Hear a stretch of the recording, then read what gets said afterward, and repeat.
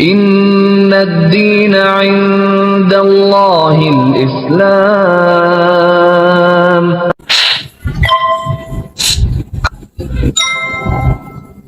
Ada beban yang sangat besar.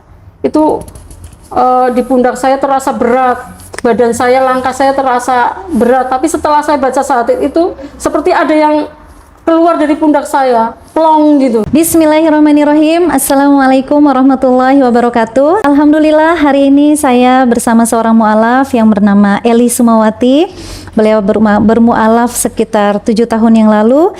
Dan bagaimanakah kisah perjalanan hijrahnya?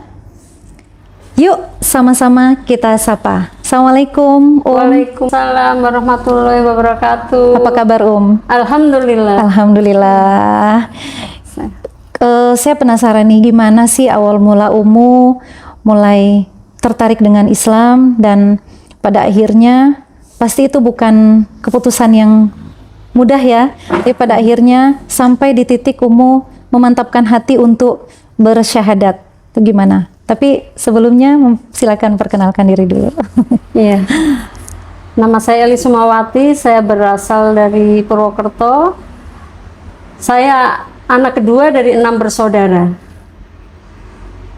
Memang saya berasal dari keluarga yang latar belakang Islam.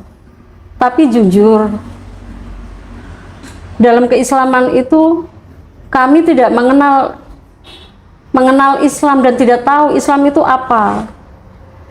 Dan saya sekolah dulu di SD Negeri 6 Purwokerto Wetan.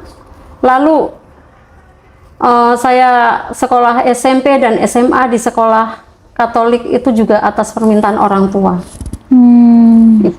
Terus nah sejak saat itu saya kegiatan-kegiatan itu mulai dengan agama Nasrani. Karena doa dan segala macam itu mengikuti peraturan agama tersebut. Jadi SMP Katolik, ya. SMP Katolik, lanjut SMA Katolik 6 ya. tahun.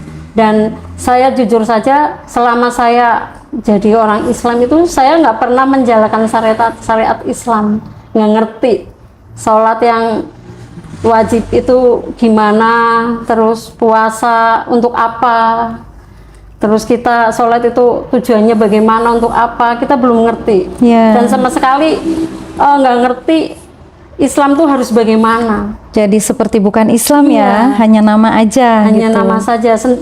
Dan saya sendiri tidak tertarik dengan Islam saat itu.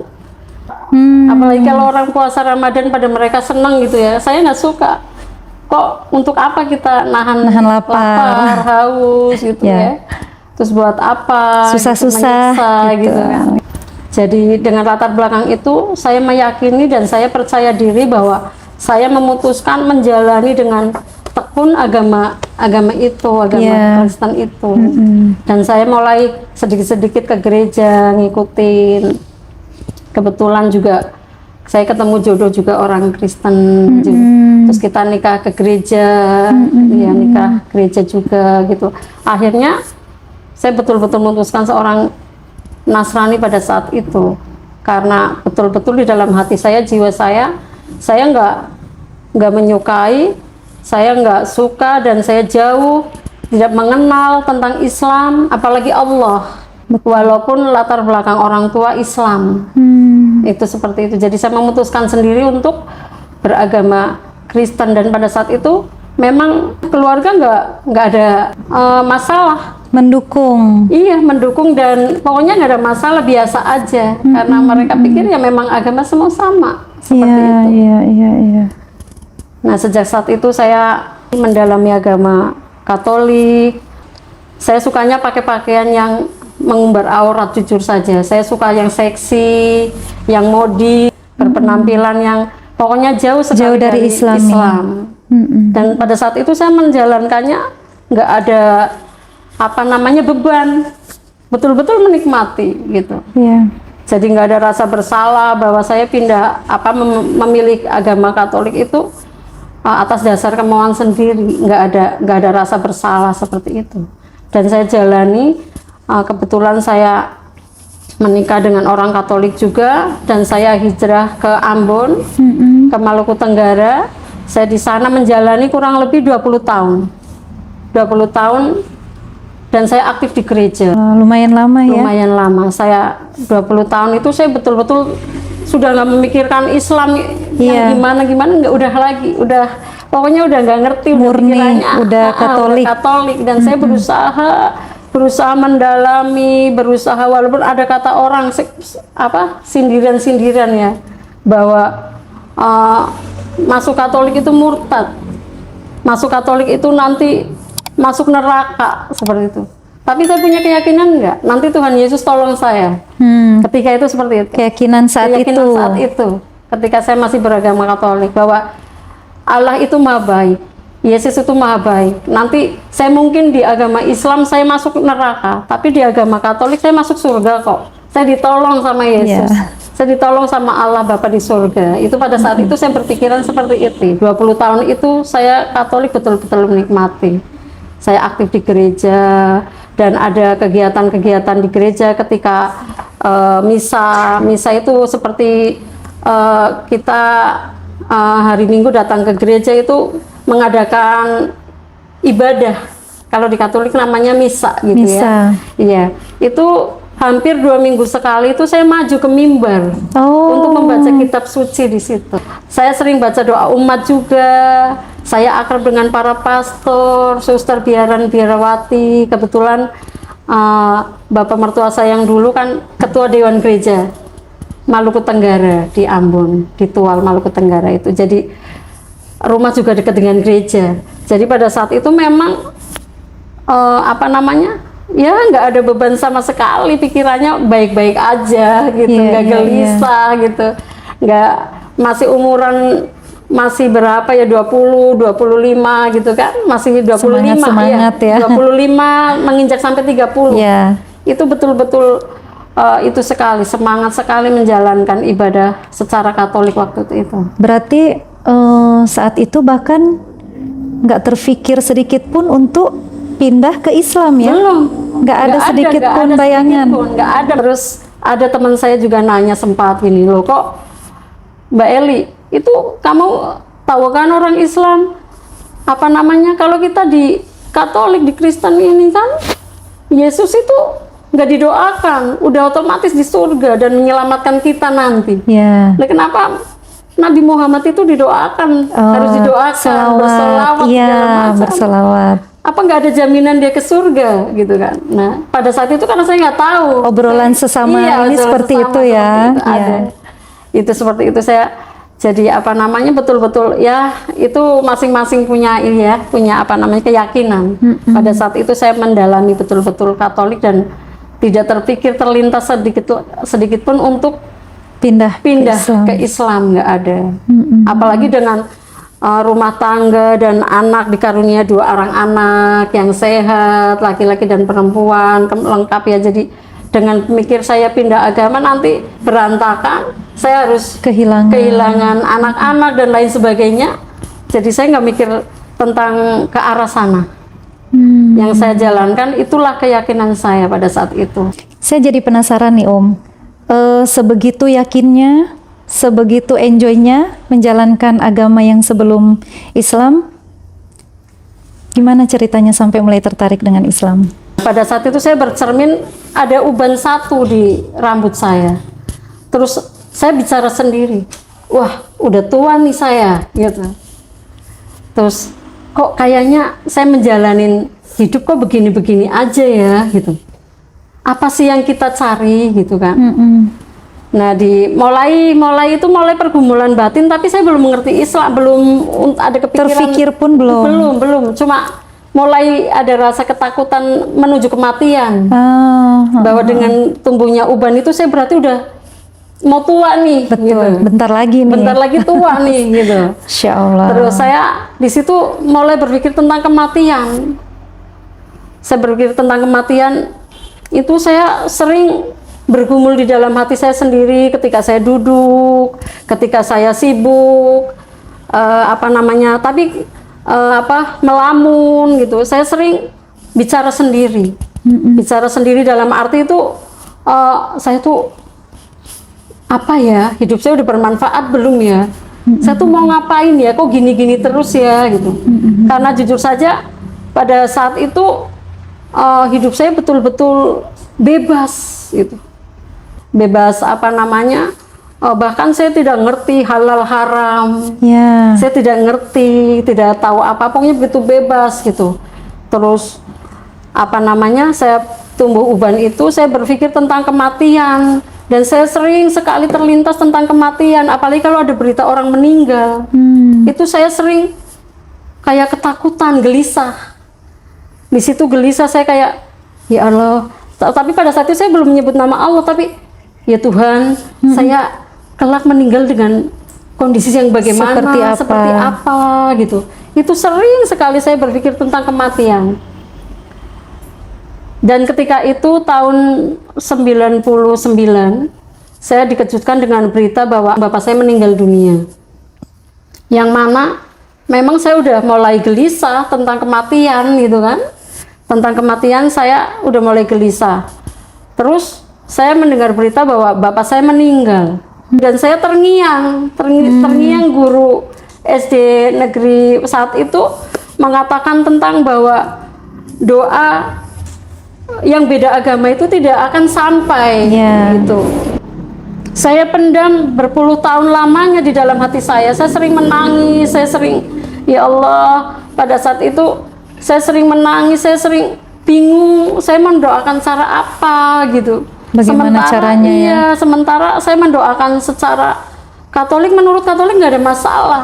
Tapi secara Islam, menjadi masalah karena tidak sampai. Betul. Itu yang menjadi pergumulan batin saya yang pertama ketika berita meninggalnya almarhum bapak saya, hati saya itu mulai guncang. Nah, pernah saya dengar juga sempat benci dengar azan ya. Iya. Pada akhirnya ketika dengar azan nangis. Itu Iya. pernah. Saya pernah menganggap itu bahwa azan itu mengganggu apa ya? Tidak semua orang kan memeluk agama Islam gitu ya. Tidak semua orang menyukai Islam gitu. Jadi kalau dengar azan, dengar suara orang ngaji, orang ceramah, Nggak nyaman. Iya, nggak nyaman, rasanya kayak seperti apa ya, rasanya pokoknya nggak suka aja gitu ya. Terus nggak suka apa lihat orang yang berkerudung gitu. Walaupun pernah saya mencoba loh, saya pernah mencoba ketika mau memutuskan bahwa saya betul-betul memutuskan Katolik, itu saya pernah mencoba berkerudung juga. Tapi hanya nggak bisa lama. Iya, percobaan itu nggak lama. Terus saya memutuskan untuk menjadi Katolik itu. Nah seperti itu. Jadi pada saat itu dengan peristiwa kematian almarhum bapak saya, terus saya jadi kembali memikirkan Islam. Terus karena apa? Karena saya ingin mendoakan almarhum bapak saya gitu. Saya ingin sekali. Ditambah lagi, tak lama kemudian kakak saya meninggal. Nah dari situ saya mulai memikirkan Islam. Mulai memikirkan Islam, mulai bagaimana caranya mengingat kembali bahwa orang Islam tuh harus sholat, harus ngaji. Nah di situ baru saya nangis dengar suara azan. Saya mulai nangis,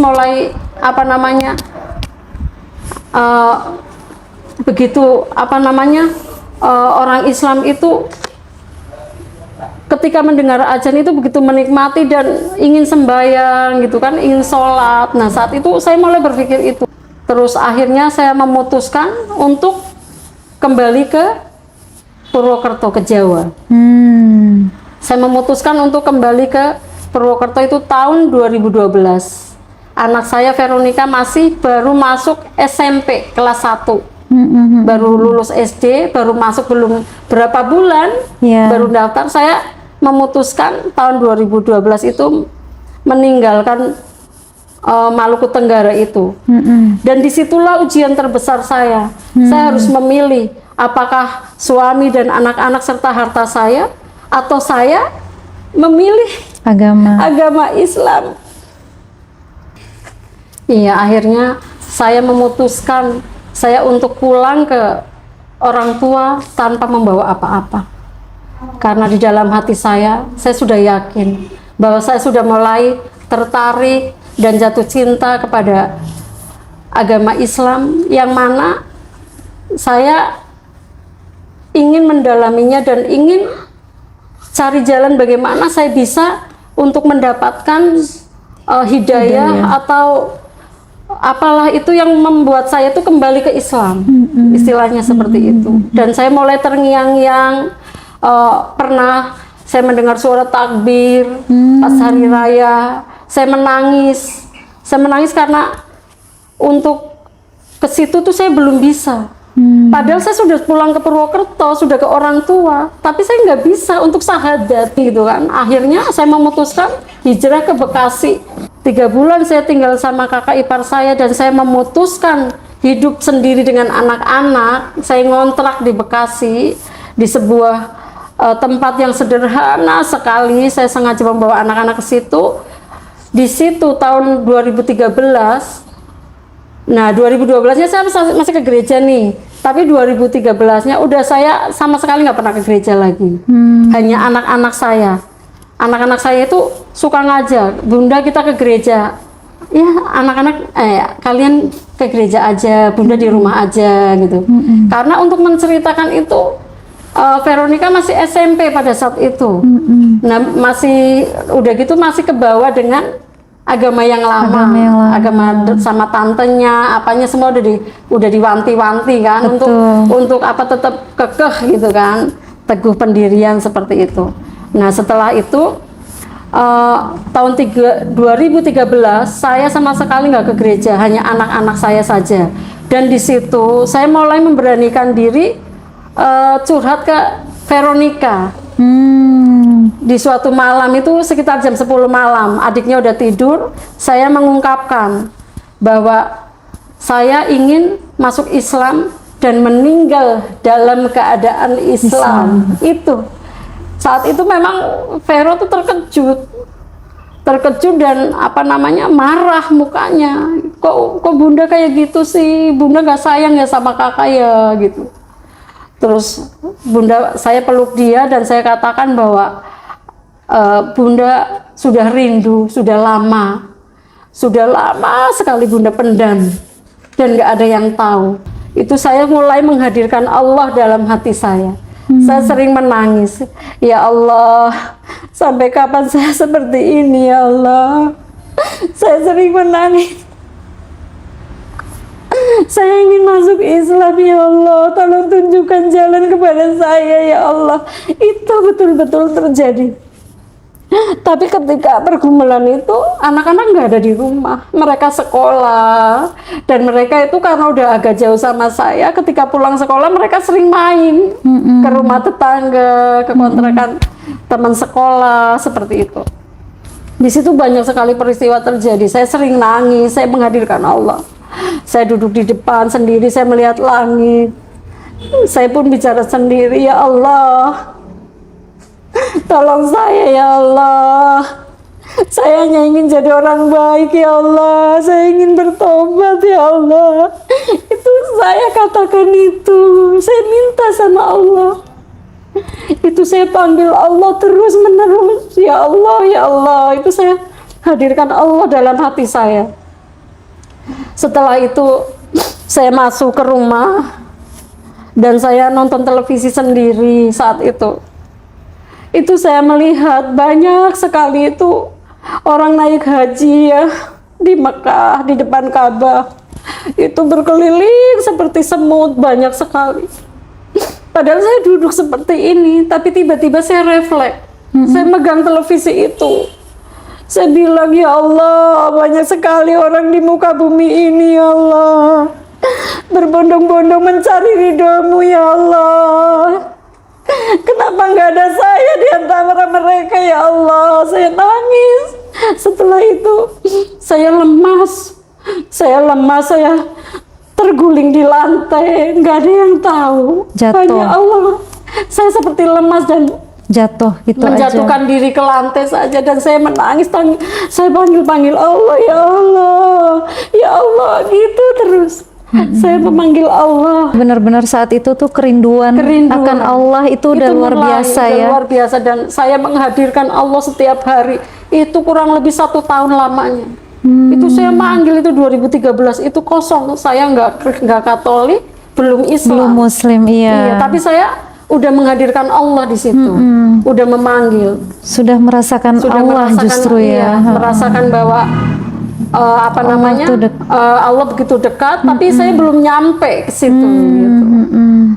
Setelah itu pulang, keesokan harinya beberapa hari kemudian lagi saya nonton televisi lagi, ada pengajian Mama Dede sama ibu-ibu di situ. Saya kembali Sama, nangis lagi yang nangis sama. lagi. Saya nangis lagi yang sama, ya Allah.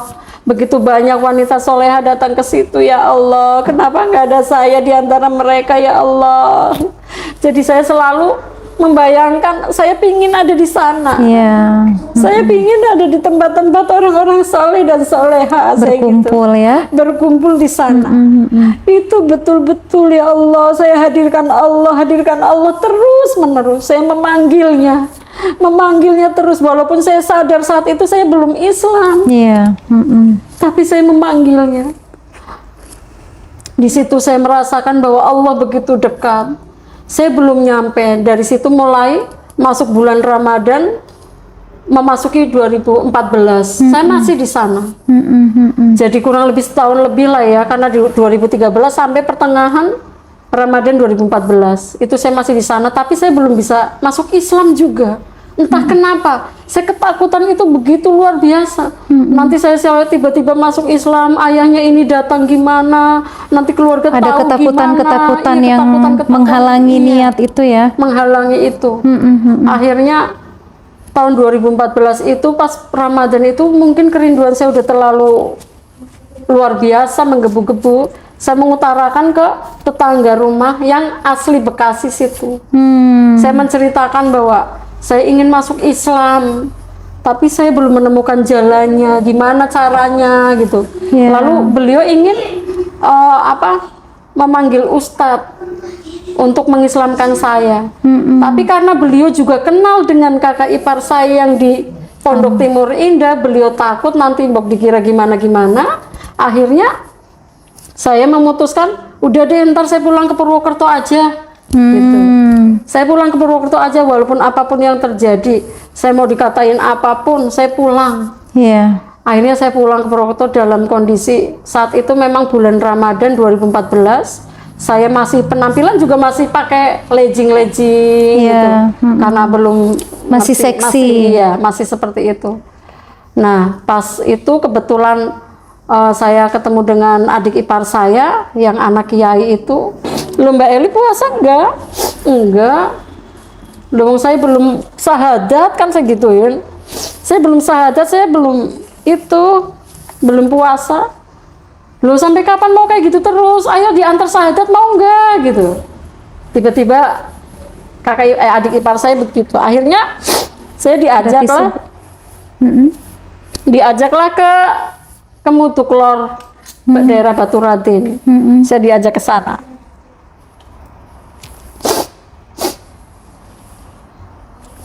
Diajak ke sana. Setelah itu beliau bilang, ini kebetulan ada Habib Syekh Al-Atos dari Candinata Purbalingga sedang memimpin taraweh di musola kompleks itu.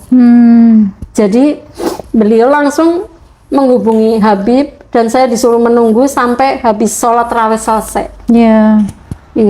Dari situ terus langsung Habib datang.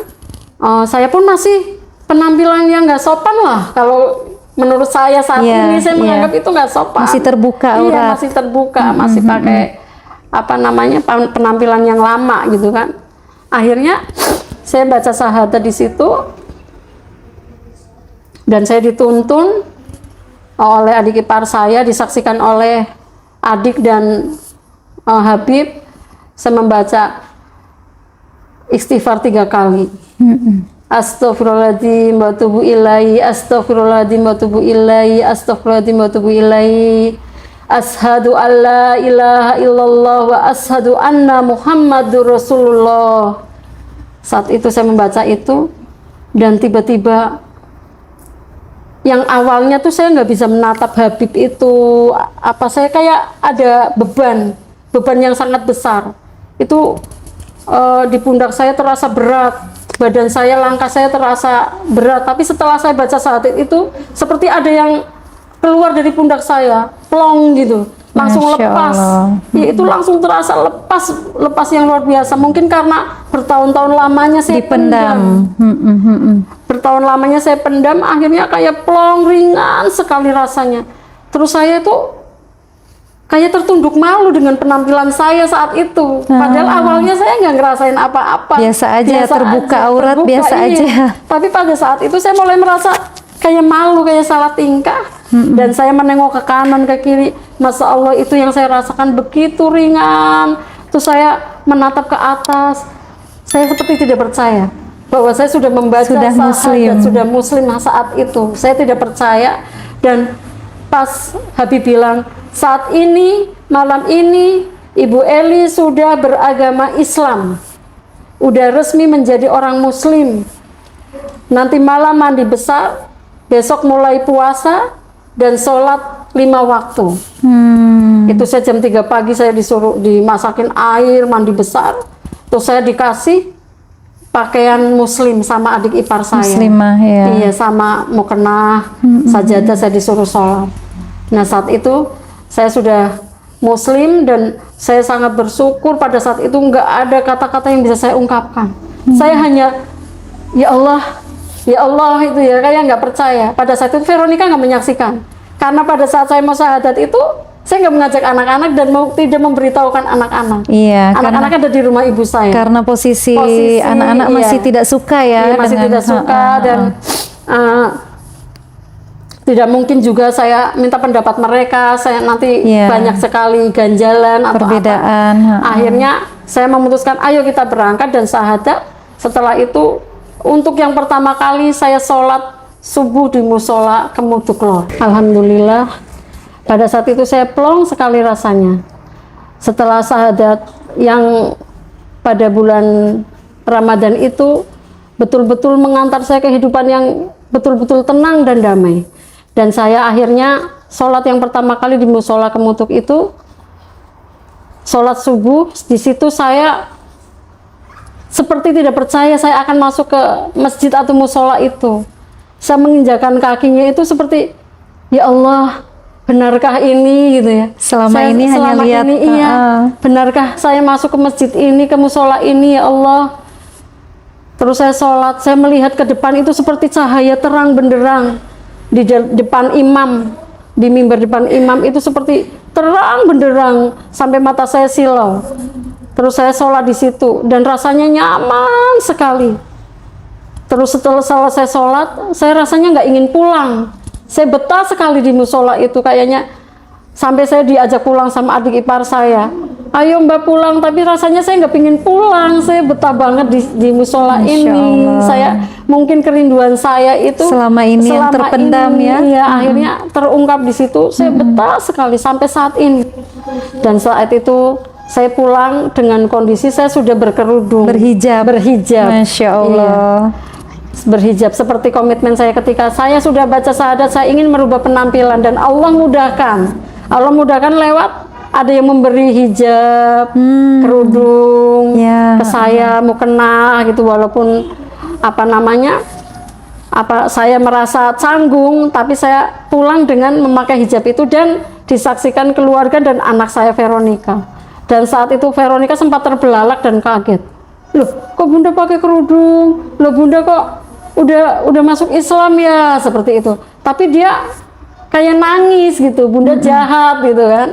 Bunda jahat gitu. Kenapa Bunda masuk Islam gitu ya? Kenapa ninggalin kakak kayak gitu kan? Terus saya cuma hanya bisa memeluk saja dan bilang, walaupun kita beda agama, tapi kasih sayang Bunda terhadap kalian tidak pernah berubah. Bahkan mungkin akan bertambah lagi. Iya, betul. Saya katakan seperti itu. Tapi dia masih belum bisa menerima saat itu. Dia lari ke atas dan dia di dalam kamar nangis sesenggukan pokoknya. Lihat saya udah pakai kerudung, udah berhijab itu. Dan peristiwa itu juga mengagetkan keluarga saya juga, karena mereka sebagai seorang Islam kan boro-boro pakai kerudung gitu ya, nggak pernah ini. Nah seperti itu. Jadi banyak sekali yang Di situ dikagetkan termasuk tetangga, keluarga, mungkin mereka pikir itu saya panas-panas kayak ayam gitu. Jadi paling cuma sebentar gitu. Ada yang sempat terdengar di telinga saya seperti itu. Paling cuma saat itu saja seperti itu. Akhirnya saya buktikan bahwa saya berusaha istiqomah. Setelah saya membaca 2 kalimat syahadat itu, kerinduan saya, kebahagiaan saya betul-betul nyata. Saya bisa mendoakan orang tua saya bisa datang ke masjid, ada di antara mereka, di majelis-majelis taklim, di antara orang-orang soleh dan soleha, dan Allah mudahkan saya bertemu dengan orang-orang yang baik. Setiap saya melangkah kemanapun, ketemu sama orang yang suka ngaji, yang senang ngaji, yang mengajak saya ke kebaikan, menuju kebaikan. Jadi di situ saya menyatakan bahwa kasih Allah sangat luar biasa, pertolongan Allah sangat dekat. Dekat sekali, ternyata Allah tuh sangat dekat sama kita semua.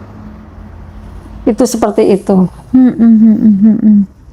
Jadi setelah sudah menjalani kehidupan sebagai muslim, apa yang paling dirasakan perbedaannya secara hati dan kehidupan sehari-hari? Waktu sebelum saya masuk Islam seperti itu, kondisi saya rapuh sekali. Kondisi yang rapuh, yang betul-betul tidak mengenal halal dan haram, tidak mengenal ini baik ini buruk, pokoknya saya lakukan saja bebas. Itu istilahnya suka-suka gue gitu istilahnya.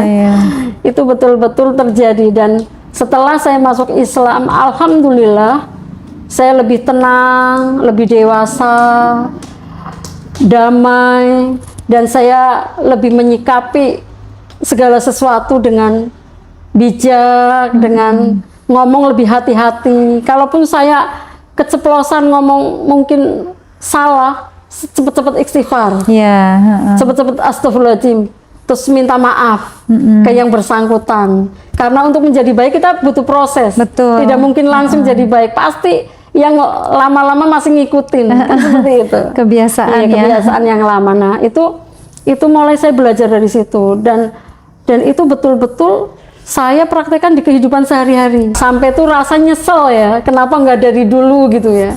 Kenapa nggak dari dulu seperti ini gitu? Kenapa baru sekarang seperti itu?